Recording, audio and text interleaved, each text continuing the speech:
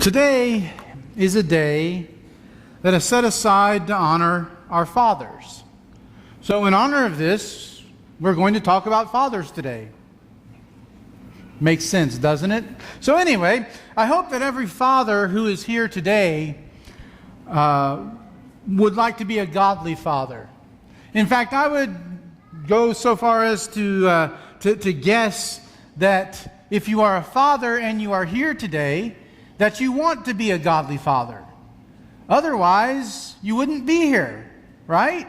So this morning I thought we would look at a model of a godly father.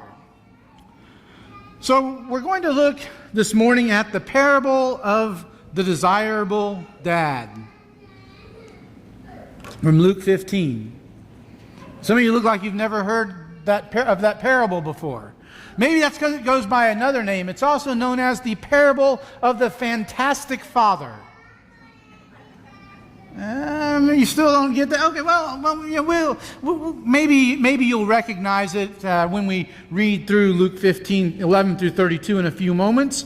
But I wanted to let you know that this morning's sermon and tonight's sermon are both on the same parable of Jesus. Now, don't get any bright ideas. They're not the same sermon. Okay? So just because I told you they're on the same passage doesn't mean that you don't have to come back tonight. I want you to come back tonight. Tonight we're going to look at the more traditional view of this parable. This morning, though, we're going to look at something of a non-traditional view of this parable. So let's go ahead and read Luke 15, 11 through 32, and maybe then you'll understand what this parable is really about. And Jesus said, "There's a man who had 2 sons. And the younger of them said to his father, 'Father, give me the share of property that is coming to me.' And he divided his property between them. Not many days later, the younger son gathered all he had and took a journey into a far country. And there he squandered his property in reckless living. And when he had spent everything, a severe famine arose in that country, and he began to be in need. So he went and hired himself out to one of the citizens of that country, who sent him into his fields to feed pigs. And he was longing to be fed with the pods that the pigs ate, and no one gave him anything. But when he came to himself, he said, 'How many of my father's hired servants have more than enough bread, but I perish here with hunger? I will arise and go to my father, and I will say to him, Father, I have sinned against heaven and before you. I am no longer worthy to be called your son. Treat me as one of your hired servants.' And he arose and came to his father. But while he was still a long way off, his father saw him and felt compassion, and ran and embraced him and kissed him. And the son said to him, 'Father, I have sinned against heaven and before you. I am no longer worthy to be called your son.' But the father quickly said to his servants, 'Bring quickly the best robe and put it on him, and put a ring on his hand and shoes on his feet, and bring the fattened calf and kill it, and let's eat and celebrate. For this son of mine was dead and is alive again. He was lost and is found.' And they began to celebrate. Now his older son was in the field, and as he came and drew near to the house, he heard music and dancing. And he called to one of the servants and asked what these things meant. And he said to him, 'Your brother has come home, and your father has killed the fattened calf because he has received him back safe and sound.' But he was angry and refused to go in. His father came out and entreated him. But he answered his father, 'Look, these many years I have served you, and I have never disobeyed your command. Yet you never gave me a young goat that I might celebrate with my friends. But when this son of yours, who has devoured your property with prostitutes, comes, you killed the fattened calf for him.' And he said to him, 'Son, you are always with me, and all that is mine is yours. It was fitting to celebrate and be glad, for this brother of yours was dead and is alive again. He was lost and is found.'" And when I thought about preaching this lesson on Father's Day, I almost didn't. I almost didn't because there are several fathers who attend here who have already seen their children grow up, leave home, perhaps even have children of their own, and some have even seen their children's children have children. And so, why would a sermon need to be preached on being a desirable dad, especially by someone who has, considerably less experience than some of the other fathers that are here today? But then I realized that this is a lesson that those who are planning on one day becoming a father need to hear. Those who are have newly become fathers need to hear this lesson. Those who have been a father for so many years that their children have grown up and have children of their own, and maybe even those children have children as well, they need to hear this as well. Because the lessons that we can learn from the parable of the desirable dad are applicable to all father relationships, from the future dads to the great-great-granddads, and however many greats we want to add there. We can all learn an important lesson or two about being a godly father from the parable of the desirable dad. You see, there are three family needs that can and should be met by a father, as illustrated in this parable. In the parable of the desirable dad, the dad is the hero without question. I know. A lot of times we call it the parable of another character in the story, and he gets all the glory and all the credit and everything. But the dad is the hero without question. It is the father's love that is the point to the parable. The father's love is displayed in three ways, and coincidentally, these are the three family needs that should be met by a father: devotion, affirmation, and determination. Let's begin this morning by looking at the father's devotion in verses 11 through 20. Something you need to understand is that this was a real family. I know, it's a parable of Jesus. Parables are stories, and so it wasn't really a real family, but this was a real family. Okay? This family isn't just some sort of, make-believe family. This was a real family. This family had problems. Problems such as parent-child conflict. I mean, what family doesn't have parent-child conflict? Especially as the child grows and is beginning to gain a little bit of independence, there's going to be that conflict. Even in the best of families, this sort of thing happens. But not only is there parent-child conflict, there's also sibling rivalry. Did you notice that? The two brothers, they kind of have a little parting of the ways.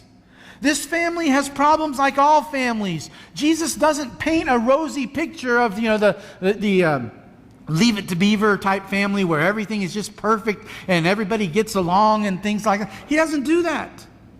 I know some of you younger guys don't even know who Leave It to Beaver is, right?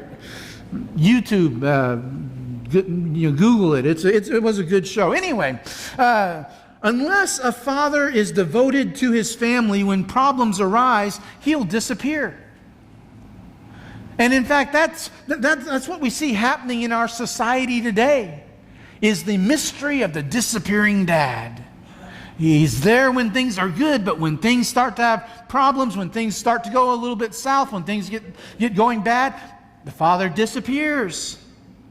That's one of the most successful assaults on the family that Satan has ever come up with, is to try and convince men that they really don't have any responsibility to their family. I'm here to tell you guys, you do have a responsibility to your family. Whether your children are newborn, haven't been born yet, or have been born for so long they have children of their own, you have a responsibility. This was a real family that had problems, but the father was determined and devoted enough to stay around and help solve those problems. It's a real family. It was also a real son. And in fact, this son is so real that we can see an incredible change in the son from verse 12 to verse 19. Notice in verse 12 what he says. give me. I want what's coming to me. I want my share of the inheritance. I want what is rightfully going to be mine. These are words of rebellion. These are words of outright hatred. They drip with hatred. Give me what's coming to me. You want to know why I can say that? Why I say that the words drip with hatred and are words of rebellion? Because what this son was essentially saying to his father is, Dad, since I'm going to get this from you anyway when you die, I want it right now. What he is saying is, Dad, to me, you are dead. I said, whoa, that's kind of harsh. And you're exactly right. That is harsh. That is extremely harsh. Yet that's exactly what he is doing. And the father gives in and lets the boy go. Shows much wisdom. Some of you are saying, what do you mean shows much wisdom? Well, if that was my son, I would have slapped him down and said, boy, get back where you're supposed to be. Yet that's not what this father does. Maybe if the father realizes that if the son was forced to stay, that the resentment was going to grow. And it was going to grow and grow and grow until the point where the son left no matter what. And maybe he would feel like he could never come back. He could never return. And so, yes, the father shows much wisdom because he realized some things you just have to experience for yourself. And so the son leaves. Goes out on his own and he lives the good life, or the quote-unquote good life, I guess we could say, for a few months, years, maybe, we don't know exactly how long. But then the recession hits. Severe famine in the land. And maybe this boy wasn't paying attention when his father perhaps tried to teach him how to save money for the lean time, for those bad years, and he had just wasted everything that he had, and well, he loses everything. He loses his physical things like the money, his friends. Now, his friends were around him because he had money. When he doesn't have money, the friends aren't there either. But he also loses some non-tangible things. For example, his pride. We kind of assume that this is a Jewish boy since Jesus was a Jew and he is talking to a Jewish audience. And this Jewish boy takes a job feeding pigs. That had to be something that would get the Pharisees' attention. Remember, if you look back up in verse 2 of chapter 15, it says the Pharisees and the scribes grumbled about Jesus, saying, this man receives sinners and eats with them. So he tells these 3 parables in Luke 15 to the Pharisees. This had to get their attention, that this Jewish boy would be feeding pigs, an unclean animal. But those words in verse 12 change dramatically by the time you get to verse 19. Where in verse 12 he says, give me. In verse 19 he says, make me. These are words of a changed heart. It's been said that the heart is like an onion. You have to peel layer after layer after layer until you get to the core. Now, I'm sure that we all have this image of the father welcoming the son back when he returns, and everything that the father does. And it's a wonderful picture. But can you just imagine for a second what would have happened if, when the son left, the father said, you know what? You say I'm dead to you, you're dead to me. Don't you ever set foot in my house again. Can you imagine what our image would be then? It wouldn't be a happy situation. Thankfully, the father doesn't say that. Thankfully, the father allows him to go, but he leaves the door open for his son to return.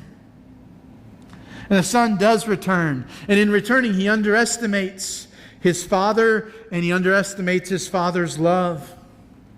And notice while the son is away, the father is out looking for his son. Not passively, just every once in a while glancing up and everything. He is actively searching. Maybe he has sent people out to try and find his son, to check on his son. Not necessarily to bring the son back, but just so that he knows his son is okay.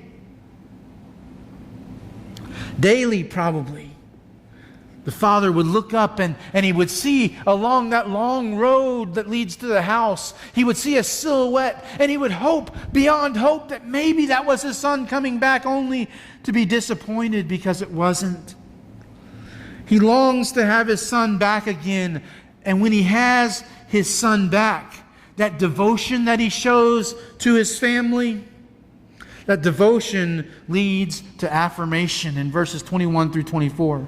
There are three ways that the father affirms the son. The first thing that he does is he ran to him. Once he sees that silhouette and he realizes without any doubt that that is his son who is coming home, he runs to him. He cannot contain himself. He cannot contain his joy. And he makes an all-out sprint to meet him. Now then, once we realize that the Father represents God in this parable, that gives a whole new dimension to the Father running. Because see, we like to talk about God and think about God as this incredibly awesome being, which He is. But as someone who is so awesome and so powerful that there is absolutely nothing that would ever make God run.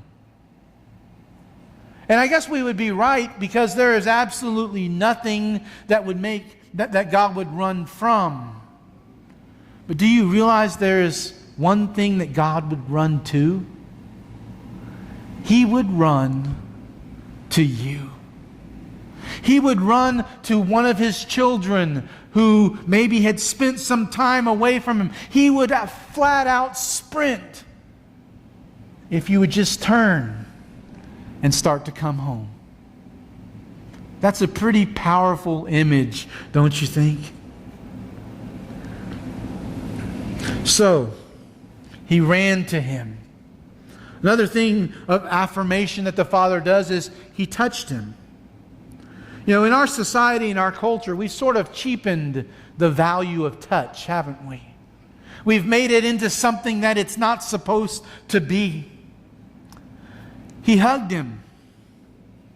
Now, when the text tells us he hugged him, it wasn't the traditional, typical, church hug where you put one arm around him and everything, or maybe you slap him on the back a couple times or whatever. Say, how you doing? Maybe follow it up with a fist bump and, hey, we're guys here. We can't show emotion or affection or anything. No.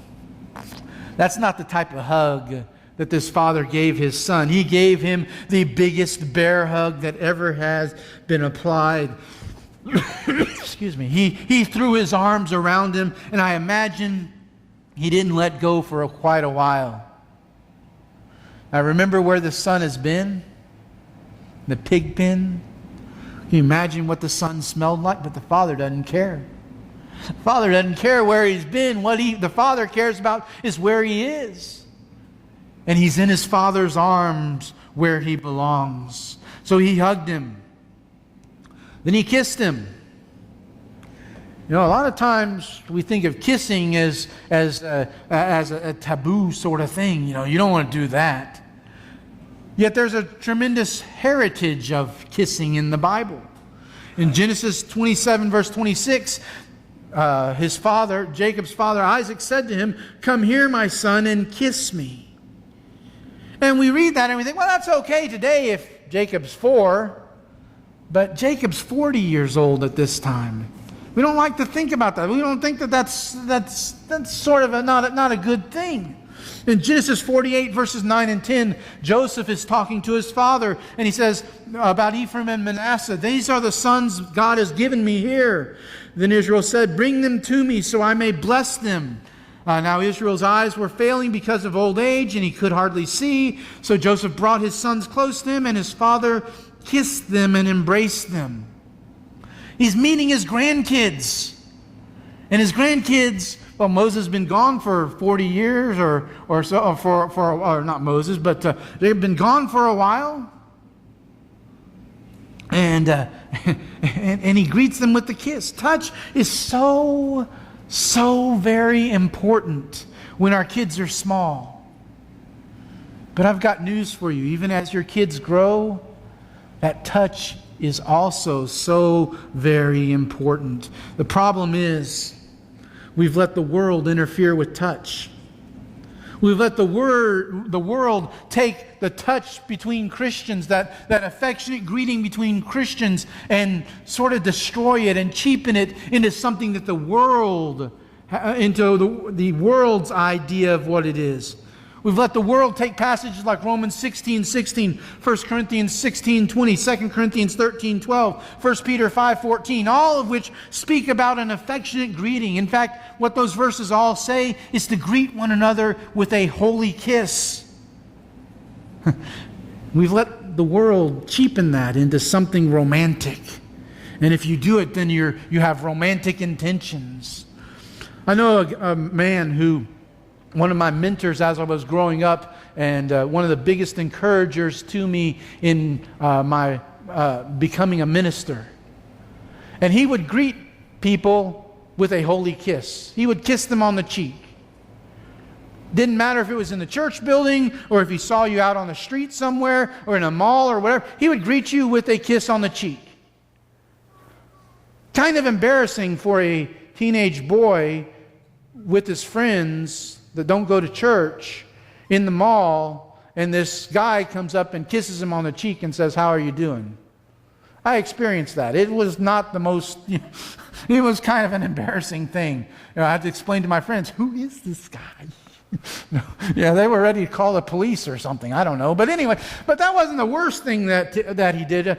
Actually, there was a time I remember seeing this. He was very evangelistic. And he had recently studied with and converted a young lady.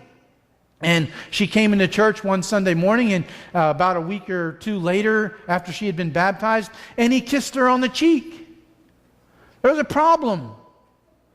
Her 6'5", 300+ pound workout every day husband was right behind her.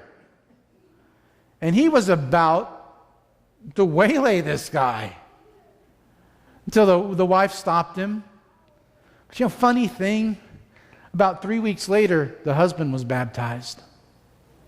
You see, we can't allow the world to dictate and cheapen the affection we feel for each other. Let me tell you something different. A holy kiss will never lead to unholy conduct. If you tweet, you can tweet that.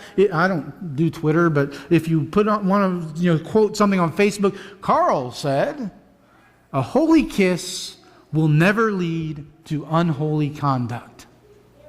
We need to remember that. So he touched him. And then finally, he talked to him. Notice the father's words to his son. Before the son could start his well-rehearsed speech about not wanting to be a son anymore, but just a day laborer, the father spoke to the son. And he said, "I forgive you." But more than just saying it, he showed it. In fact, his actions spoke louder than his words. He not only speaks to the son, he speaks to the servants in the hearing of his son. Bring the best robe. Remember, the son must have smelled like pigs. Didn't matter. Bring the best robe. Put it on him. Bring a ring and put it on his finger, which incidentally symbolized that he was back in the family. It says, bring shoes. Symbolic of freedom. Slaves weren't allowed to wear shoes. That's what he's asking to be, as a slave. He said, no. Put the shoes on his feet. Bring the fattened calf. The fattened calf was only for the most special of celebrations and occasions. And notice when he talks to him, he calls him son. He doesn't call him wayward son. He doesn't even call him prodigal son. He simply calls him son. You see, he showed with his actions his affirmation of his love for his son. He showed his affirmation of his son, and he showed that he'd forgiven his son by his actions. Devotion, affirmation, and then finally we see determination, verses 25 through 32. What sort of determination? Well, it has to do with the third character in the story, the older brother. See, the older son did everything right, at least in his own mind anyway. Did everything right. And as he's coming home after a long, hard day working on his father's farm, he thinks the celebration might be for him, probably. I mean, he smells the fattened calf being cooked and everything. And you know, barbecue has that distinctive smell that kind of puts a smile on most everyone's face, right? And maybe he thinks the celebration might be for him. So he gets close enough, he calls the servant over and says, "Hey, tell me what's going on here." And I'll still act surprised. Don't worry about that. And everything. And he says, "Well, your brother has come home and your father has killed the fattened calf for him." And talk about surprised. And not in a good way either. The older brother is upset by this. He's enraged at the reason for the celebration. He refuses to go in. So he talks to his father. Notice, he doesn't go in and talk to the father, has to come out to him. But the father does. He comes out to him and he talks with him. And the older brother says, "You know what? All these years, I never did anything wrong. I was the perfect son for you. Never disobeyed your orders." Anyone here say they never disobeyed their father's instructions? If so, maybe you ought to be up here preaching and not me, because I did it plenty. And then this son of yours, doesn't even call him his brother, this son of yours comes home and you kill the fattened calf. That's not fair. You didn't even give me a goat so I could celebrate with my friends. Excuse me. But while the older son did everything right, at least in his own eyes, the father responds exactly right. Notice what he does. First of all, he acknowledges that mistakes were made. Yeah, the mistakes were made. We get that. There were some problems. Some things happened. But you know what? What matters is that we are back together. Not that we were once apart. Not that this older brother, a younger brother ran away or anything like that. What matters is that we are back together under one roof. What the father was doing in saying this is he was determining the priorities for the family. So fathers, let me ask you, what matters most to you? What really matters most to you? Fathers, your number one priority ought to be that your family is together forever in heaven. That's what should matter the absolute most to you. Not that your kids have the nicest toys or the nicest clothes or the most up-to-date phone or any of that other stuff. What ought to matter the very most to you is that your family is together in heaven.